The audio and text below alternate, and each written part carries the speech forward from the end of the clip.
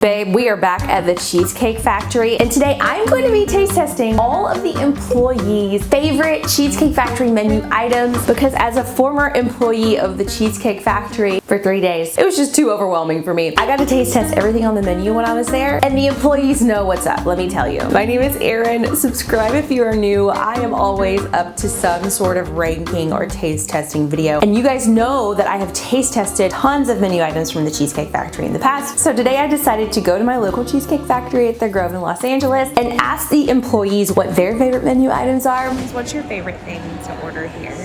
And there's a lot here. Cheesecakes, pastas, and some brand new things I've never tried before. So let's jump in. So I'm gonna start with some of the appetizers that were recommended to me. The meatball appetizer actually comes with some toasted, I think sourdough bread to dip in the vodka sauce. One of the chefs actually recommended this to me and said that they changed the recipe recently, because I remember eating this off of my trying everything on Cheesecake Factory's appetizer menu video. So let's see if I like it even better than I did then. It has a lot of ricotta cheese on it, which I love.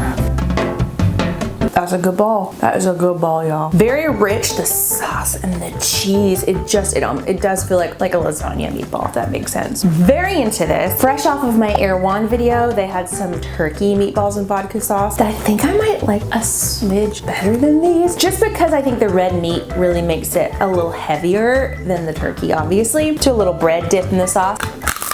It's very painful. I really like the bread and the sauce. I know it's a meatball dish, but the bread and the sauce is where it's at. I could keep going. Next are the fried zucchini. Also, I'm drinking Olipop. If you haven't seen my last video where I tried every single of the Olipop flavors, I will link it somewhere here. Yum, I'll need it to digest all of this stuff that I'm stuffing my body with. Now, I have tried their zucchini appetizer in the past, but they've changed the recipe. In the past, the texture was more of a fingerling texture, and I bit into it and it feels like you're biting into a child's finger. Not that I've done that before, by the way. This time, they've made them super thin, which I love. I love a thin fried thing. Doesn't even really matter what it is. Yes. The flavor is so good. Oh my god. The flavoring in the breading with their ranch dressing, which does taste oddly homemade. This is a 10 out of 10 zucchini appetizer. 10, maybe 11 out of 10. I wish I would have eaten it super fresh. It doesn't travel well. But in flavor and texture, oh my gosh, and butteriness. Next up, I have the chicken taquitos, which again, I have tried in my appetizer video, but it has been a minute, and I am reminded these do not travel very well. They look so sad in the B-roll, but trust me, fresh, they are like stunning supermodel snacks. Comes with this green sauce. She's dipped. Let's do it. Somehow these are better than I remembered it to be. I don't know if the chef just knew that I was doing a video about this and wanted to make them extra good, but somehow they're extra good. I don't know how. Cumin. I love cumin, except when you mix it up with cinnamon and put them in your pancakes. Would not recommend that. But in a taquito, give me all the cumin. It is packed full of so much flavor. That sauce is fresh. I feel like they just picked it out of the garden and whipped it up. That's how fresh it is. Let's keep the fiesta going. We're gonna move into the chicken enchiladas. I've never had these before, but it looks like there's a lot of good green sauce on here, which I don't feel like I see often with enchiladas. I always feel like it's red sauce. The chicken is shredded. That is the way that chicken really ought to be. When it's shredded, everything just melds together and melts in your mouth. Good, not great, not bad. I think because the employee recommended it, it was built up in my mind as something that was just like monumental. I think it's a really good chicken enchilada. I got too excited about the possibility of it. The flavors, like a 8 out of 10, 7.5 out of 10. So this is the chicken romano. I think the employee who recommended this says that it comes with rice, but gets it with mashed potatoes instead, which speaks to my food spirit. Why would you get rice if you could get mashed potatoes instead? And it comes with this like creamy sauce. I love a flat, smashed piece of chicken. What is it about chicken that's just beat to a pulp in the flattest way possible that's so appealing? Wow. Oh, wow. You know, it's not too intense of a flavor. It really tastes fresh and balanced. I thought it was gonna be a lot richer with this white cream sauce. I thought it was like a really rich Alfredo sauce. It's not. It's almost like just a 1 degree over a butter sauce. Getting this with mashed potatoes is a major employee hack. If this was with rice, I don't know if I would like it as much. That's going back in the fridge for later. Next is the chili crunch with chicken. Now this dish typically comes with shrimp. You guys know I don't eat seafood. The employee recommended that I sub chicken because they said it was equally as good. I have to tell you, not only is there a lot of food, but there are massive chunks of perfectly tenderized garlic. Cheers.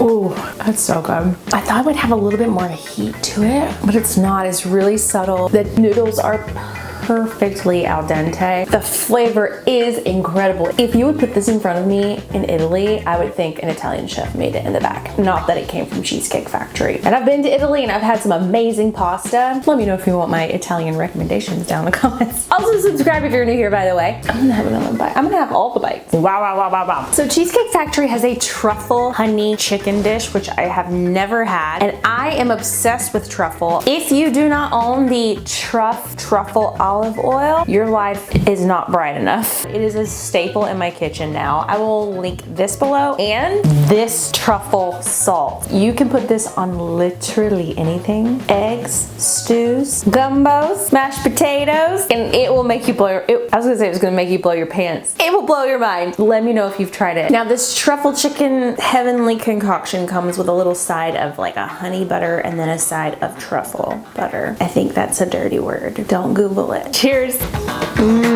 That is so stinking good. It almost has like a really nice honey glaze of sorts, but that truffle grounds it in this really beautiful, romantic, earthy kind of way. Perfection. And it's fried. I mean, nothing else can compare. Did I just give away my #1 spot? You're gonna have to wait and see. She is a top tier talent, baby. Okay, let's talk about the ribeye. I usually choose a filet over a ribeye just because I'm not a huge fat texture gal, but I know that fat means flavor. So remember that the next time you can't fit into your skinny jeans, just remind yourself, a little fat, that's because you got flavor, baby. I mean, this came suggested by one of the cooks, so let's try it.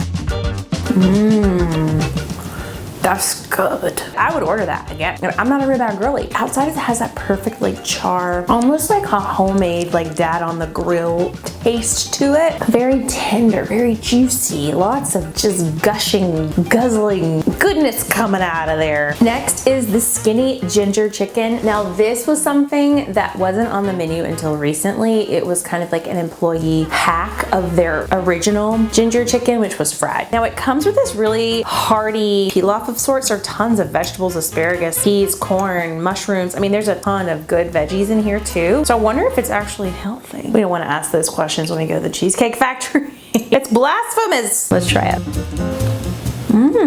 That has like a honey vibe. It's good. It's healthy. It's flavorful, delicious. I don't know if it's my favorite. I almost wish it was fried. I'm from the South. I think a little crunchiness would make me go back and order that by itself. This is the chicken Madeira. Tastes like a Ruth's Chris meal. Have you guys ever been to Ruth's Chris? That's where I go when I want to be fancy, but it's a chain, so I know I can expect consistency every time I go. And they closed a bunch of them during the pandemic, and now I don't have a Ruth's Chris near me, and it just breaks my heart. But now I don't need to worry because I just go to Cheesecake Factory and order that. I think it's their mashed potatoes that are really luxe. The sauce is creamy. How do they make all of this there? Like, there's over 200 menu items. How do they have storage for that? Like, I barely have enough storage for my shoes in my closet in Los Angeles. Like, how does a Cheesecake Factory have storage for over 200 plus menu items? Okay, let's talk about this cheesecake. It's called like what is it called? A bouge bisque, a basque? Classic basque. It is a classic Cheesecake Factory cheesecake without a crust, which even right there, I'm like, that's kind of the best part. And it's full of tons of berries. I almost had a thought of maybe if you have a blood sugar problem and you're watching your carbs, you would get it without the crust, but it's a cheesecake. Look at this. Would you look at it? Dessert's my favorite meal. Here she goes. It's really nice. I just love Cheesecake Factory cheesecake. I do miss the crust a little bit, I'm not gonna lie. The flavor and all the goodness is still there. I love the berries. They taste like they've been soaked in like sugar or something. They have this really nice, almost like caramelized glaze vibe going on. I miss the crust, y'all. It's just like once you have the crust, you can't unhave the crust, you know? Like if this is all I ever knew, this might be a delicious wedding cake. But because my eyes have been open and I have seen the light, can't go back into the darkness. Now I was getting ready to leave and the chef was like, give her an Oreo cheesecake and give her the banana cream cheesecake. And I was like, have I won the lottery?